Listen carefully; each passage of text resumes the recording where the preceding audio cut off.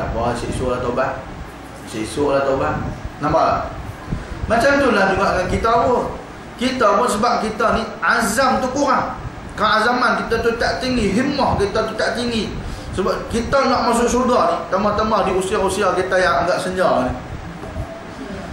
Minta maaf no. Kan? Yang kurang muda ni. Patutnya kegairahan kita tu. Kegairahan kita. Gairah kita nak apa? Nak masuk syurga ni kena nampak macam dia tu sejak daripada pencen memang nampak sungguh-sungguh nak masuk syurga. Sekali dia buat hak tu, sekali dia buat hak ni, sekali dia buat kena itu, sekali dia buat kena ni, sekali dia buat amal ibadat, sekali dia pergi mengaji petang, mengaji malam. Nampak beza sungguh. Tu nampak apa tu? Nampak keazaman dah. Silap dah aku dulu tak pergi mengaji. Silap dah dulu aku tak ada ilmu. Silap dah aku dulu tak buat amal. Lah ni Tuhan bagi dah ni ada masa lagi sikit ni kena pulun. Tu azam yang tinggi. Barulah dia akan buat amal. Tapi kalau orang tu Allah baru pencen setahun. Tu panjang tu. Baru Haji tak mau ni apa cikgu lah lalu. Cikgu jom kita pergi buat umrah. Allah pencen baru setahun. Nak harkat. Baru setahun zaman lah saya nak renovate rumah. Tu.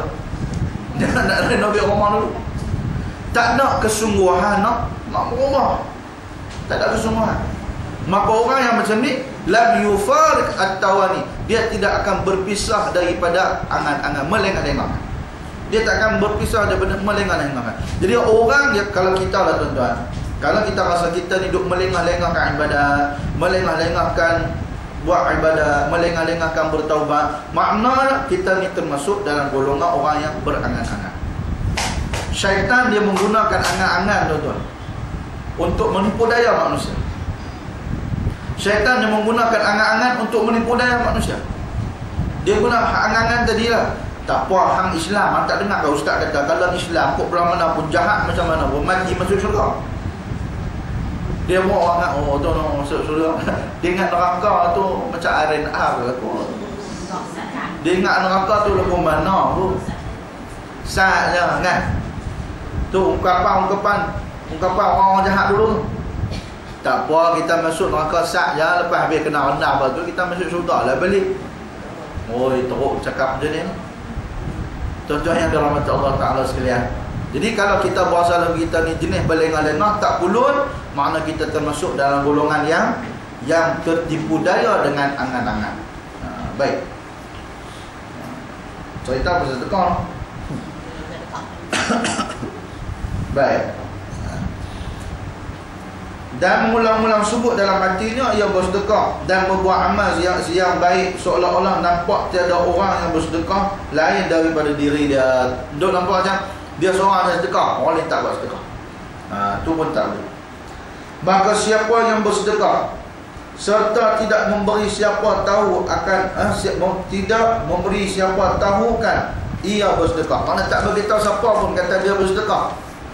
Maka terbilang ia, tergolong ia, termasuk ia seorang yang dikasihi oleh Allah Subhanahu wa taala. Termasuklah dia termasuk dalam golongan yang Allah Taala kasih. Baik.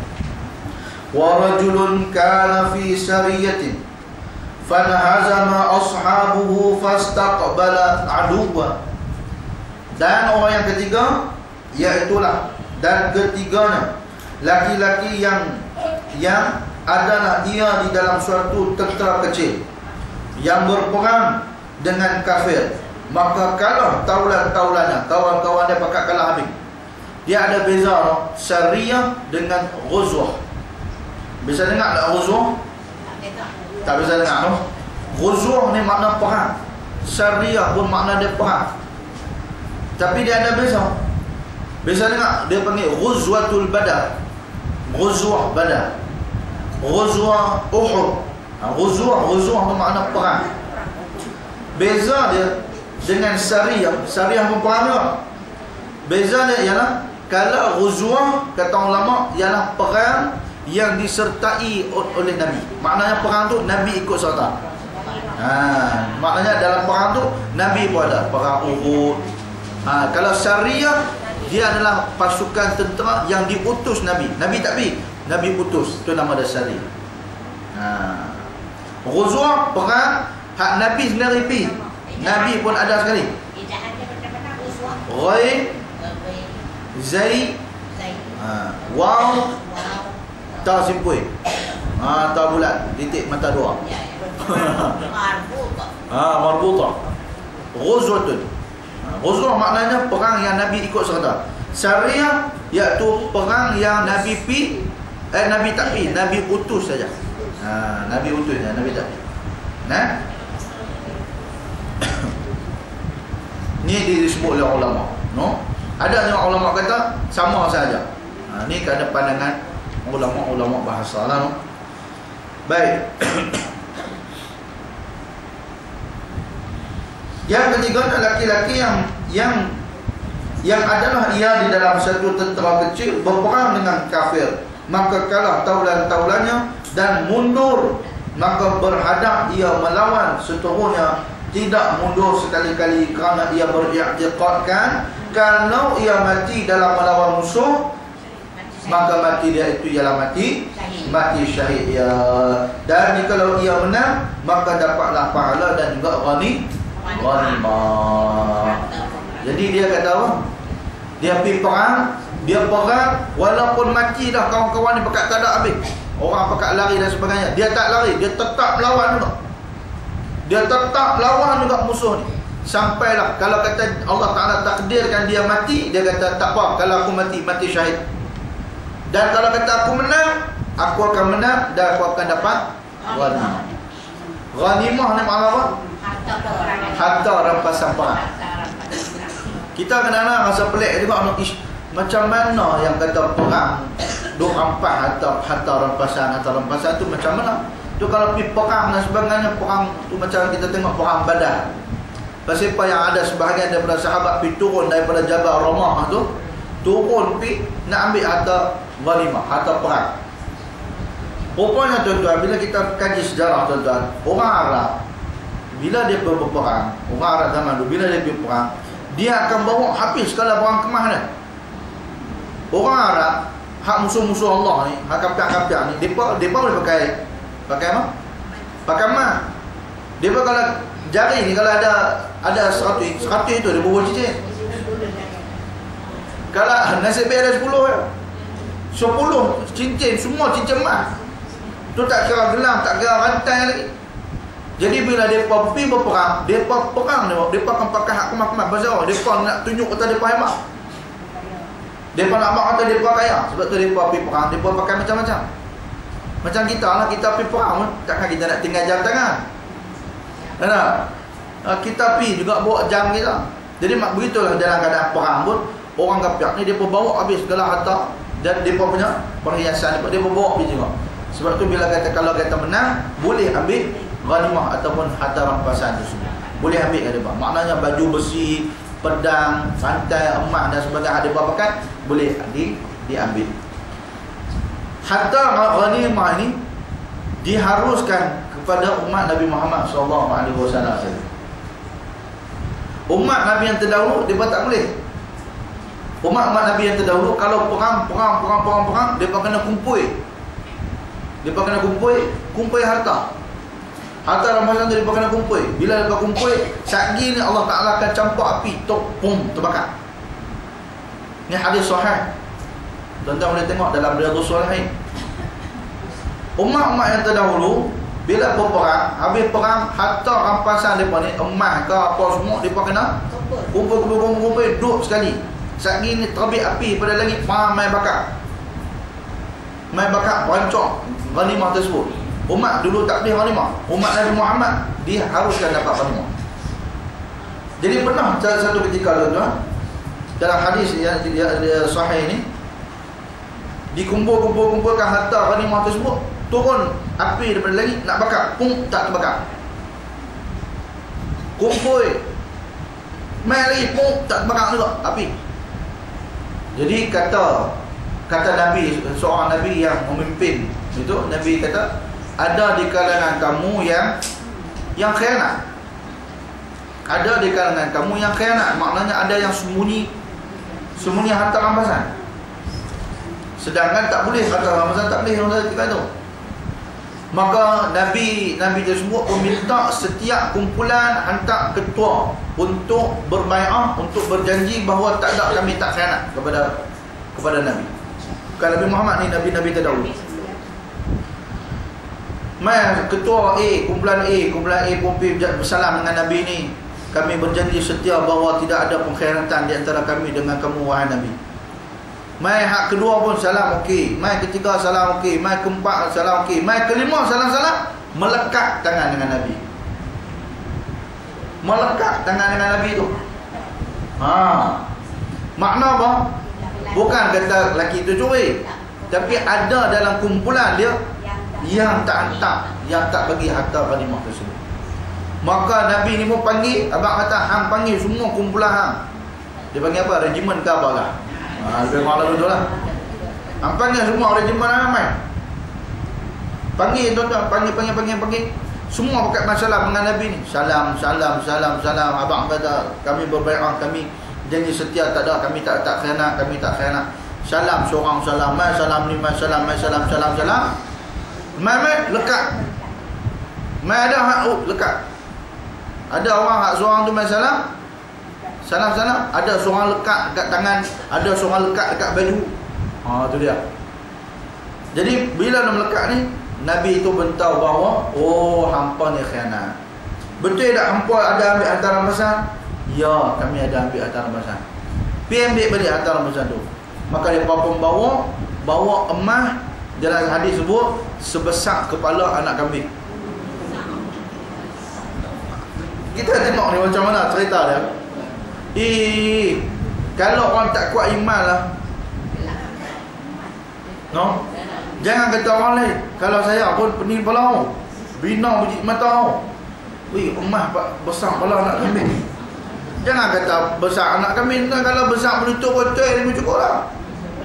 Ni besar menutup botol ni pun berapa dinar dah ni. Kalau kena besar botol ni pun cukup dah. Kaya tak cukup makan lah. Nak tak lahap makan lah. Kata cukup makan. Tak cukup makan kalau dapat botol ni. Tak habis makan. Ni Allahu Akbar, besar kepala tak habis. Maka dia pun bagi balik. Dia pun bertaubat, kumpul-kumpul, letak balik dengan harta benda yang dirampas tadi tu. Mai api sama, maka terbakar habis. Lalu tu cerita dia. No, mukjizat para nabi yang terdahulu. Lalu tu. Mai umat Nabi Muhammad lah baru boleh dapat mukjizat, dapat harta ghanimah. Dihalalkan kepada kita harta ghanimah. Umat yang terdahulu tak dibenarkan makan harta ghanimah. Perang dapat harta ghanimah, kumpul bakar pula.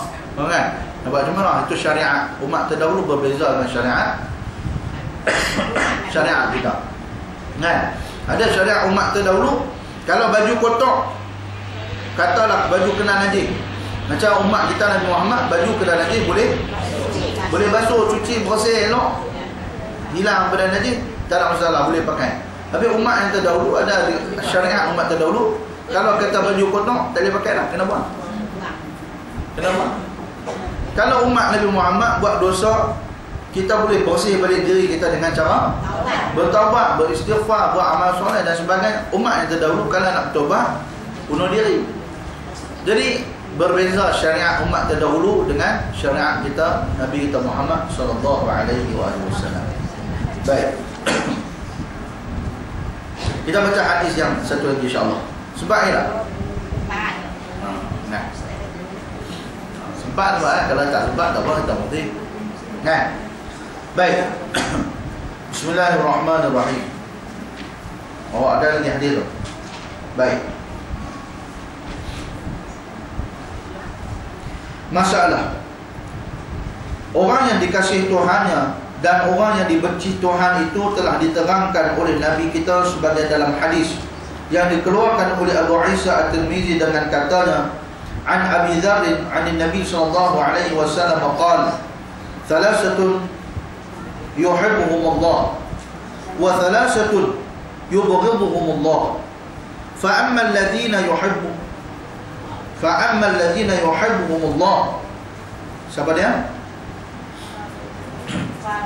Farajulun ata qauman fasa'alahum billah wa lam yas'aluhum biqarabatin bainahu wa bainahum famana'uhu fatakhallafa rajulun bi'aqabihim fa'a'tahu sirran la ya'lamu bi'atiyatihi illa Allah walladhi a'tahu.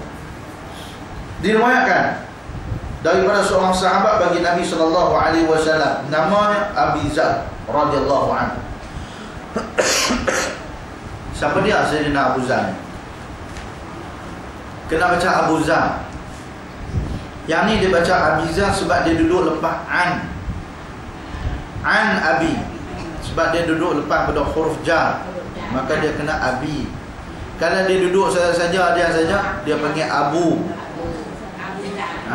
ya Abu Zar, Abu Zar. Kalau dia duduk lepas daripada panggilan wahai, ya, dia kena tukar jadi Aba. No? Abu, Aba, Abi. Ada waktu dia berubah. Baik. Jadi Sayyidina Abu Zar ni nama sebenarnya apa dah? Nama sebenarnya ialah Jundub bin Junadah. Ada ulama sebut Jundab, ada ulama kata Jundub. Jim, Nun, dan Ba. Jundub. Ada orang kata Jundab. Baca alhamdulillah. Dua-dua tu.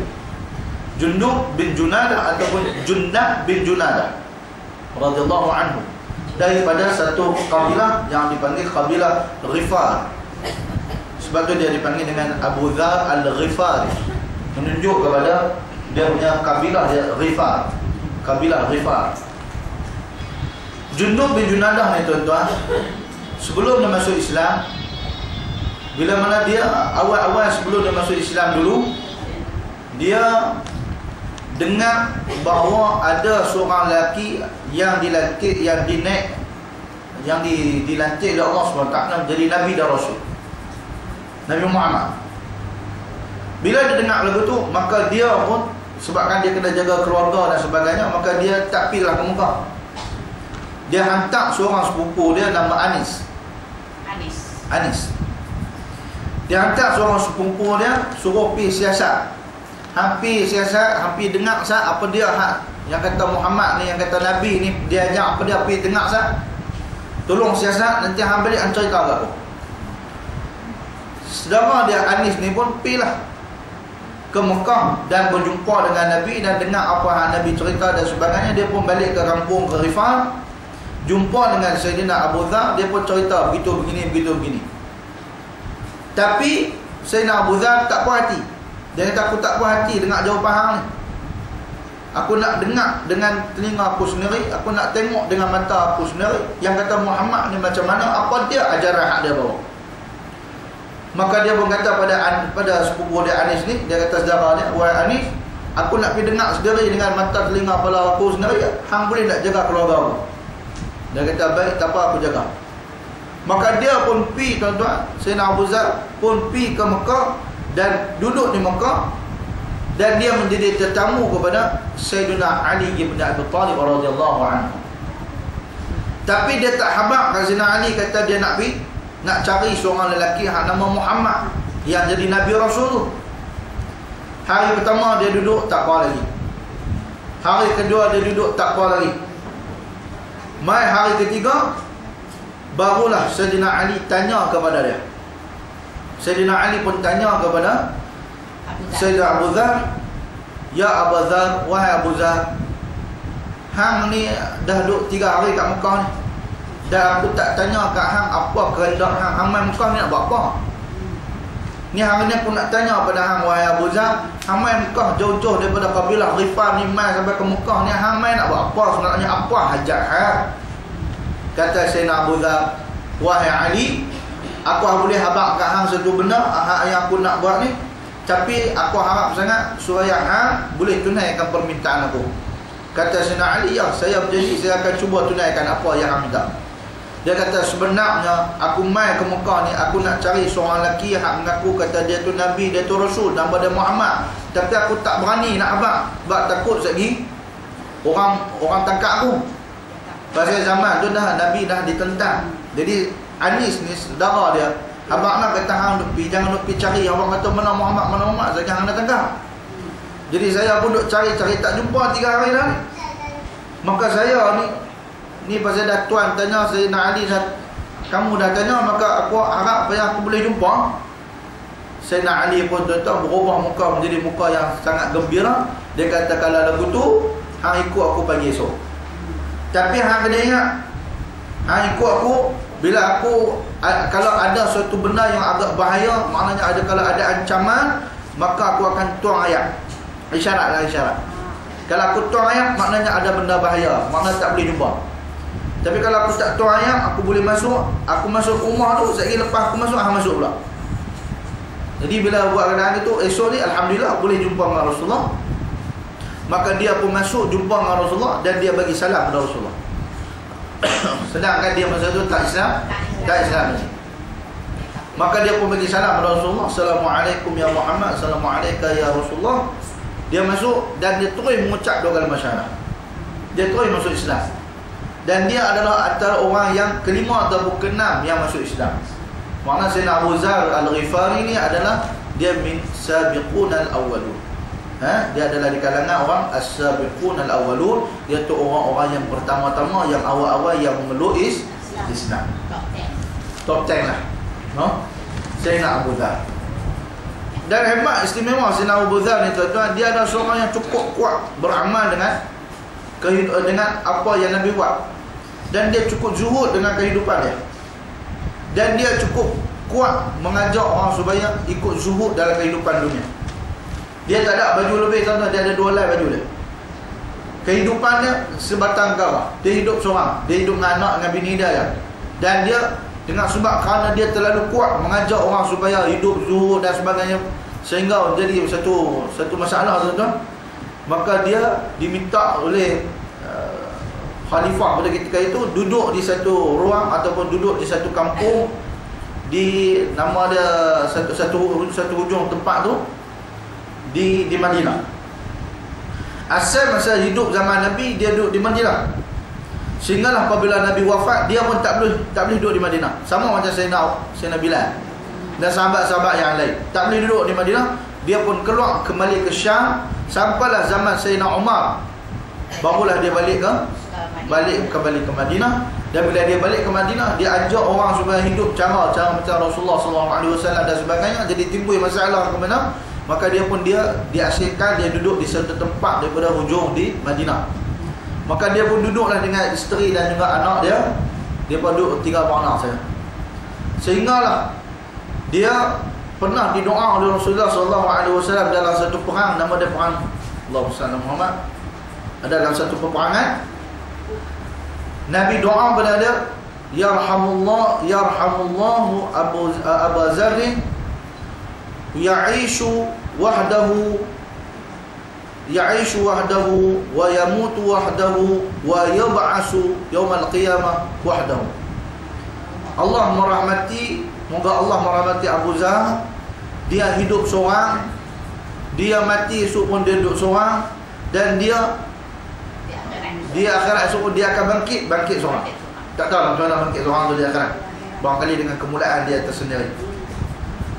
Jadi tuan-tuan, cerita dia satu ketika dalam satu peperangan yang agak jauh. Kalau tak silap saya, perang Tabuk. Dalam peperangan ini, perjalanan yang agak jauh, dan ketika itu pula musim panas yang sangat panas. Sehinggalah Sayyidina Abu Zar dia naik kenderaan dia seekor kedai. Jadi kata Nabi SAW, siapa yang betul-betul dia ni memang betul-betul nak pergi perang, dia akan pergi perang. Dan siapa yang tak mau pergi perang, dia akan balik sekat jalan. Maka bila pergi dalam perjalanan tu, sahabat semua pakat pergi, ramai yang balik dalam perjalanan sebab panas dia dan sebagainya. Ramai yang balik. Sahabat tanya Rasulullah ni, macam mana ni ada hak balik? Rasulullah kata, kalau Allah nak bagi manfaat, Allah akan bagi mereka pergi sekali. Tapi kalau Allah Ta'ala tak mau bagi mereka memberi manfaat, beri Islam, Allah akan bagi mereka balik. Maka mereka pun balik. Pergi. Sampailah dalam tengah perjalanan, Sayyidina Abu Zar kedai dah terlalu letih sampai tak boleh berjalan. Dengan sebab kerana hangat dan sebagainya, kedai dia terlalu letih. Maka dia pun ketinggalan ke belakang. Maka sahabat pun dah habaq Rasulullah, ya Rasulullah, ni Sayyidina Abu Zar tertinggal belakang. Rasulullah ulang melihat. Rasulullah kata, kalau ada manfaat untuk Islam, dia akan berjalan. Allah akan bagi dia main. Tapi kalau kata tak ada manfaat untuk Islam, dia pandai akan balik. Sampailah satu tempat dengan sebab kerana kedai Sayyidina Abu Zar ni terlalu letih, terlalu penat, Sayyidina Abu Zar pun ambil barang-barang dia, tinggal kedai dia, pergi jalan kaki. Allahu Akbar. Boleh bayang, tengoklah tuan-tuan, siapa yang pergi buat umrah musim cuti sekolah, musim panas ni, dengan debu dia, dengan pasyak panas ada, Allah. Bayang tengok macam mana Sayyidina Abu Zar berjalan dalam pasyak yang panas. Kita pakai selipar pun duduk berasa panas lagi. Ni Sayyidina Abu Zar jalan dalam padang pasyak yang panas tu, jalan macam mana Allah Ta'ala. Tengok-tengok tuan-tuan, dia jadi izin dari Allah SWT untuk dia pergi juga perang. Sampai ke tempat Rasulullah dan para sahabat berkemah, tiba-tiba nampak daripada jauh ada satu lembaga manusia. Sahabat mengata, ya Rasulullah, ni ada orang ramai ni, ada orang ramai. Jadi Rasulullah kata apa? Tunggu tengok siapa dia yang main. Main tengok. Rupanya Sayyidina Abu Zar radhiyallahu anhu. Bila main Sayyidina Abu Zar nak dekat tu, yang tu yang Rasulullah doa tu, yarhamullahu Abu Zar ya'ishu wahdahu wa yamutu wahdahu wa yab'atsu wahdahu. Allah Ta'ala Allah merahmati Sayyidina Abu Zar, dia hidup sebatang kara, main perang seorang-seorang, dan esok dia mati pun seorang, dan bangkit akhirat esok pun dia bangkit dalam keadaan seorang juga. Maka memang terjadi begitu tuan-tuan, sehingga dalam satu keadaan tuan-tuan, Nabi dengan para sahabat duduk. Nabi berdoa. Nabi kata apa? Akan ada di kalangan kamu ini yang dia mati seorang-seorang, dan bila dia mati akan diuruskan oleh satu kumpulan orang yang beriman. Sampailah satu ketika masa saat dia nak mati tuan-tuan, bila dia mati kan dia kena duduk hujung kampung, dia duduk di padang pasir hujung Madinah. Bila mati dalam keadaan yang susah, tak ada duit dan sebagainya, isteri dan anak dia menangis. Isteri dengan anak dia menangis tengok Sayyidina Abu Zar macam ni, dengan sakitnya dan sebagainya, dia pun menangis. Sayyidina Abu Zar pun tanya kepada isteri dia, wahai isteriku, pasal apa menangis? Pasal apa teriak, pasal apa? Kata isteri dia, wahai Abu Zar, bukanlah aku teriak sebab kamu nak mati, dah. Tapi kami duk fikir ni, kalau hang mati saat gini, kami nak kapan macam mana ni, kain pun tak ada. Kata Sayyidina Abu Zar, aku pernah dengar Rasulullah SAW bersabda dulu, Nabi kata akan ada di kalangan kami ni yang akan mati duduk di jauh pada orang, akan mati berseorangan, dan akan diuruskan oleh satu kumpulan orang beriman. Maka hang jangan takut, mesti akan ada orang yang beriman main. Hadis tu tuju kat aku. Yakinlah bahawa saat ini mesti ada geng-geng orang-orang beriman yang akan main urus jenazah. Elok dia mati tuan-tuan. Bila dia mati, sungguh satu kumpulan di kalangan para sahabat yang diketuai oleh Sayyidina Abdullah Ibn Mas'ud lalu pergi singgah ke rumah dia. Pergi tengok Sayyidina Abu Zar yang meninggal, maka para sahabat inilah yang menguruskan jenazah dia. Rupanya daripada tarikh kematiannya dengan ucapan Nabi SAW tu, kata akan ada di kalangan kamu yang akan mati seorang dan sebagainya, akan diurus oleh jemaah kaum muslimin ni, beriman ni. Rupanya jarak dia tuan-tuan 20 tahun sebelum dia mati. 20 tahun sebelum Sayyidina Abu Zar mati, ucapan disebut oleh Nabi SAW. Maka begitu keadaan kuatnya kepercayaan Sayyidina Abu Zar terhadap hadis Nabi SAW. Begitu hebat. Nah, Sayyidina Abu Zar Jundub bin Junadah. Baik. Baca hadis. Bila Nabi. Baik.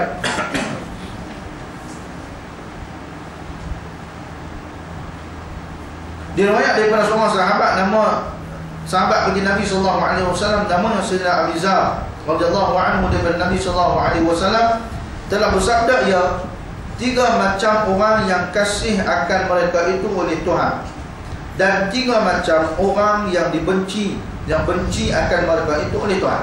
Ada 3 orang, 3 golongan hak Tuhan kasih, dan ada 3 golongan hak Tuhan melak. Kan? Tuhan melak, Tuhan benci mereka itu. Maka ada pun orang yang dikasihi Allah Ta'ala itu akan mereka itu, iaitu pertamanya laki-laki yang datang ia pada satu kaum, maka meminta sedekah ia pada mereka itu dengan kerana Allah, kerana fakirnya dan kerana berhajatnya, dan tiada ada meminta mereka itu kepada mereka itu dengan sebab kerabat, dengan sebab keluarga antaranya dan antara mereka itu tiba-tiba tidak diberi oleh mereka itu akan dia meminta sedekah itu. Ada seorang lelaki dia pergi minta sedekah dekat satu kumpulan, siapa pun tak bagi sedekah kat dia. Bukanlah dia minta tu sebab dia berhajat, memang dia fakir, dia tak ada duit, memang dia miskin. Bukan saya saja pergi minta dah. Jadi sebab kerana dia sangat berhajat, dia orang yang fakir. Baik. Bila pergi minta, siapa pun tak bagi. Maka kata hadis Nabi ni, maka mengikut dan menurut dari belakang mereka itu seorang lelaki, lalu diberinya akan dia dengan diam-diam. Dalam dia tak mau bagi itu, tiba-tiba ada seorang tu ikut dia belakang tu, ada seorang tu dia pergi bagi. Dan dia pergi bagi pula, tak ada siapa tahu kata dia pergi bagi.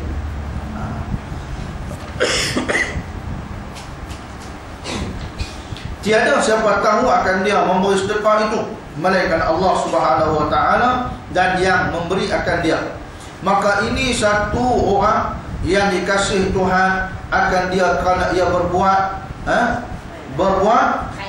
khairat, membuat kebajikan. Dan yang berbuat khairat kebajikan dengan kerana Allah dan menurut sebagai yang disuruh oleh Allah Ta'ala, maka jadilah ia seorang yang dikasih Allah. Makna macam hadis tadi juga, bagi tangan kiri pun tak tahu. Maknanya pentingnya orang yang bersedekah ni, no? Maknanya sangat penting orang yang bersedekah ni. Sehingga disebut sampai 2 hadis yang kita baca, orang yang bersedekah ni adalah orang yang dikasihi oleh Allah. Makna orang yang nak bersedekah ni mestilah orang yang dia hatinya ada seorang hati yang dermawan, ataupun hati seorang yang tak berkira duit, tak kena pun. Jadi kalau kita boleh baca secara mafhum mukhalafah, faham sebaliknya, makna orang yang Tuhan kasih ialah salah seorangnya orang yang cukup kuat bersedekah. Maknanya orang yang hak Tuhan tak suka, kalau kita boleh baca dari sudut itu, makna orang yang bakhil. Kerana orang yang Tuhan cukup suka, 2 hadis dah kita jumpa, orang yang bersedekah secara ikhlas. Maknanya orang yang Tuhan tak suka, barangkali orang tu yang bakhil atau orang yang bersedekah dengan cara menunjuk. Maka takutlah kita pada Allah daripada jadi golongan itu. Nauzubillah. Baik. Kemudian wa qaumun saru lailatahum hatta idza kana an-nawmu ahabba ilaihim mimma yu'dalu bihi nazalu fa wada'u ru'usahum faqama ahaduhum yatamalluqi wa yatlu ayati wa yatlu ayati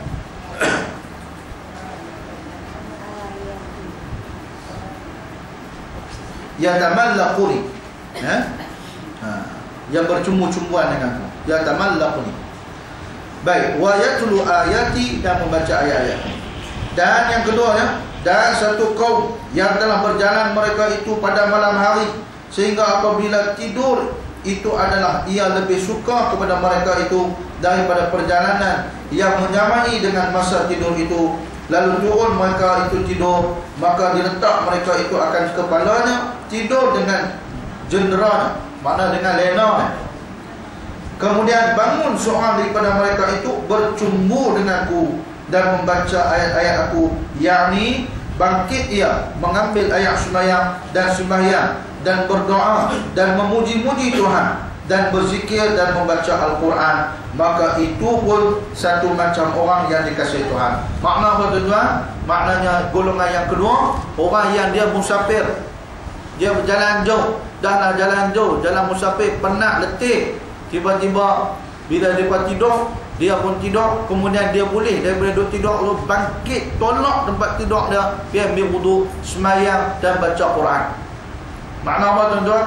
Maknanya dia tidur kat tadi, dia tidur juga, dia ambil juga hak badan dia supaya tidur, tapi dia bangkit untuk buat amal ibadat tengah malam juga. Lebih kurang macam hadis tadi juga, no? Bangkit tengah malam membaca Al-Quran dan sebagainya. Maknanya orang yang Tuhan kasih selain daripada orang bersedekah. Yang kedua ialah orang yang suka bangkit malam.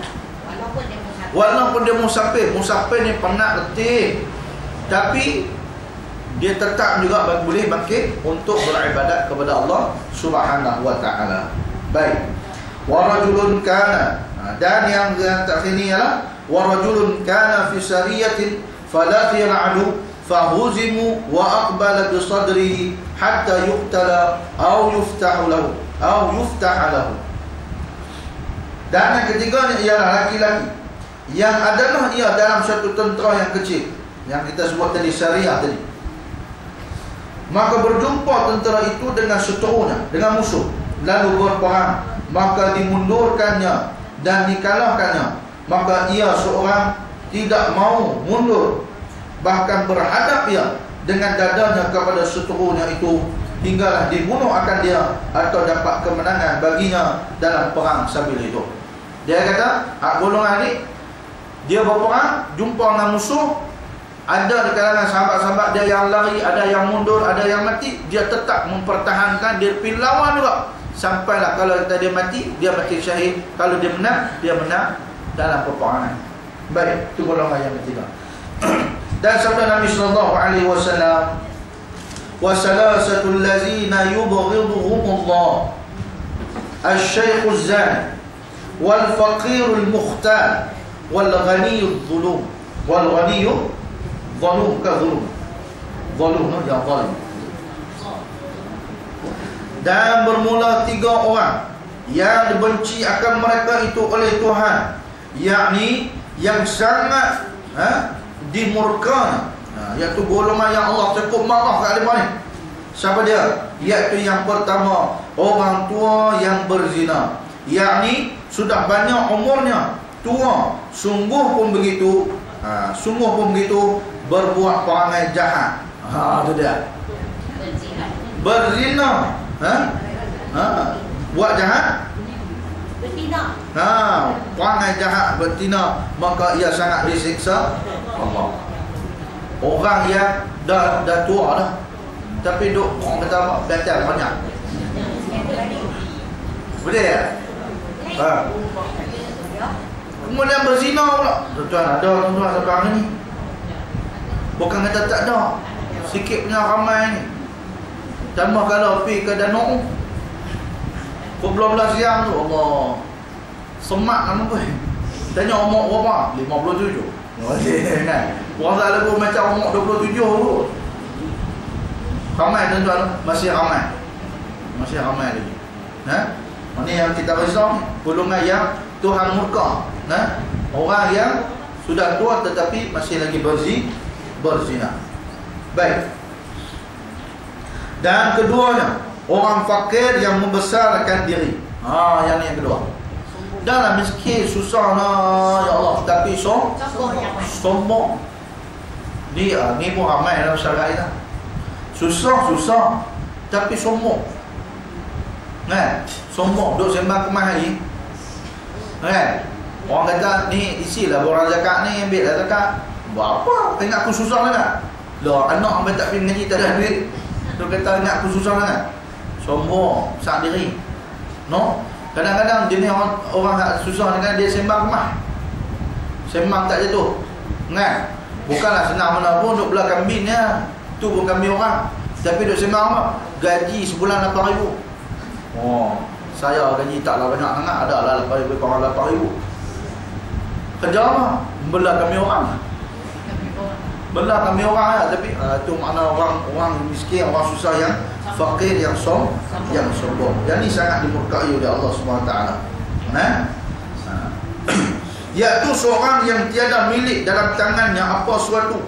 Tak ada apa pun dia, harta benda apa pun tak ada. Tetapinya buat membesar diri atas orang-orang. Buat perangai macam orang hebat-hebat, orang besar-besar diri. Buat besar kepala. Orang besar kepala ni bahasa lama. Besar kepala. Sombong lah, besar kepala.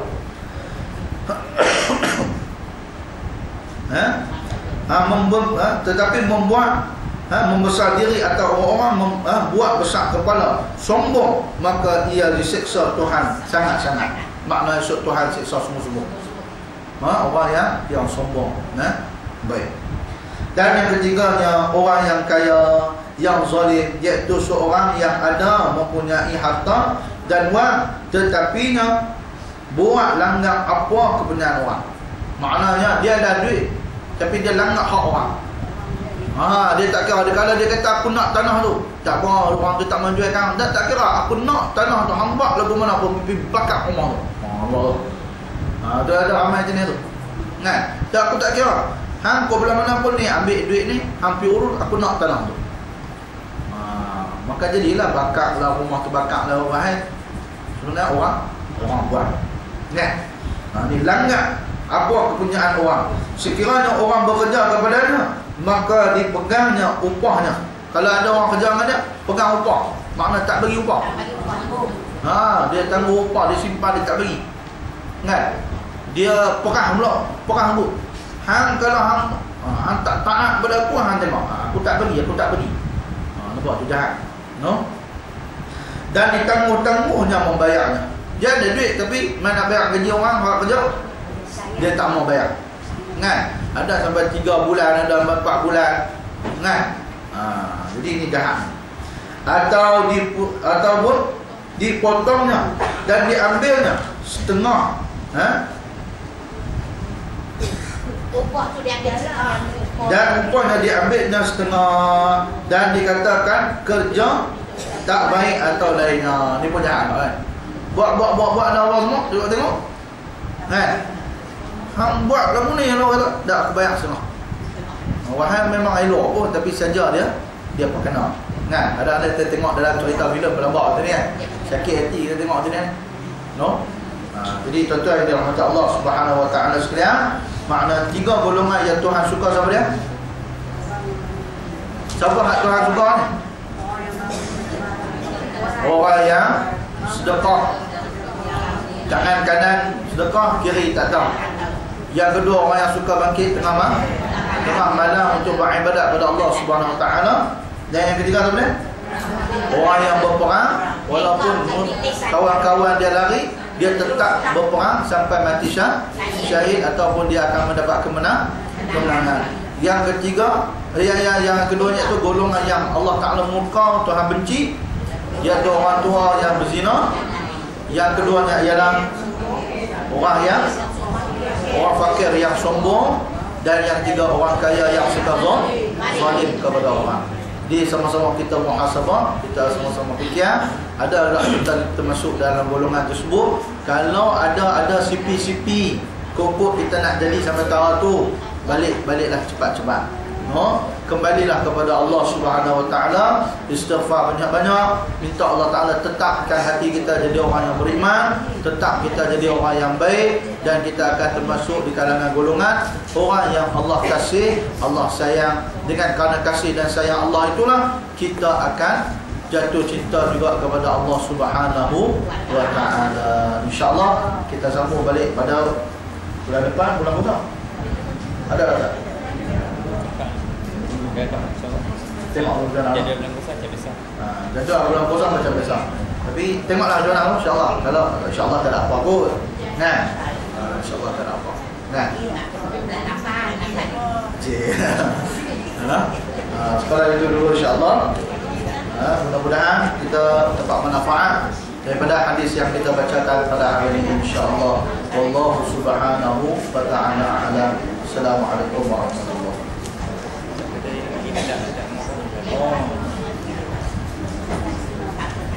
Sikit lagi tuan-tuan. Saya tak mau cakap yang banyak-banyak tentang Ramadan. Saya nak sebut tentang macam mana kita nak sambut Ramadan. Ada orang tanya, Ustaz nak sambut Ramadan macam mana? Kalau nak sambut raya kita beli baju baru. Kalau nak sambut raya kita buat kemah rumah. Ni nak sambut Ramadan ni macam mana? Antara amalan yang dilakukan oleh ulama ketika nak menyambut Ramadan ialah menyambut Ramadan di masjid. Maknanya macam mana? Sambut Ramadan, kita duduk di masjid sebelum azan maghrib. Ni amalan para salafus salih. Kita piawai Ramadan kita akan masuk pada hari Rabu. Hari Rabu, no? Ya. Hari Rabu. Malah hari Selasa tu kita masuk tak? Rabu 1 Ramadan. Selasa petang tu sebelum maghrib kita dah pergi dah masjid. Buat apa? Kita dah mandi dah, kita dah bersiap, berkemas dan sebagainya, apa semua segak dah. Kita pergi masjid, duduk dalam masjid, yang i'tikaf dalam masjid. Kita duduk tu apa? Ni, hati ni bergelora. Hati tu berdebak-debak ni. Nak masuk Ramadan, nak Ramadan. Sampailah bila kita dengar azan, Allahu Akbar, Allahu Akbar. Masa tu tuan-tuan, kita akan sama. Ahlan wa sahlan ya Ramadan. Selamat datang Ramadan. Lepas baca doa azan, teruslah kita doa kepada Allah Ta'ala. Ya Allah, bagilah pada aku kekuatan nak ibadat dalam bulan Ramadan. Kita doa kepada Allah Ta'ala apa hajat yang kita nak buat dalam Ramadan, supaya Allah Ta'ala bagi kepada kita, kabulkan apa yang kita nak. Kemudian lepas daripada itu, kalau nak balik, kalau dah balik, baliklah. Ingat, kalau sebaiknya tak payah balik terus, tunggu terus sampai Isyak dan terus sembahyang sunat tarawih. Malam pertama janganlah buat 8, buatlah 20. Kalau buat lebih rajin, buat 40. Rajin lah kan. Sebab di Yaman tu bukan 40. Jadi di Yaman, sahabat saya sebut 120. 120 rakaat. Memang hebat. Sebab tu Yaman ni ramai awliya, tak heran kan. Jadi tuan-tuan, satu lagi kita kena ingat, azam tu penting. Dalam Ramadan ni, apa azam kita? Ya Allah, aku ni tiap-tiap tahun khatam sekali ya. Alhamdulillah lah khatam. Daripada ada orang tak khatam langsung, tak apa lah, Alhamdulillah lah khatam. Tapi kita nak azam kita apa? Oh ya Allah Ta'ala, tahun ni aku nak 2 kali khatam. Masa awal-awal tahun tu, doa pada awal-awal masuk Ramadan tu, doa Allah Ta'ala, ya Allah, aku nak khatam Quran dalam Ramadan 2 kali. Permudahkanlah pada aku ya Allah, senangkan kerja aku nak khatam 2 kali. Maka insya-Allah bila kita ada azam tuan-tuan, awal-awal Ramadan jangan kita buat lembek. Awal Ramadan jangan buat lembek. Makna awal Ramadan biarlah kita buat 20. Malam ni 20, malam esok 20, malam ni 20, biar. Supaya apa? Supaya kita tak rugi.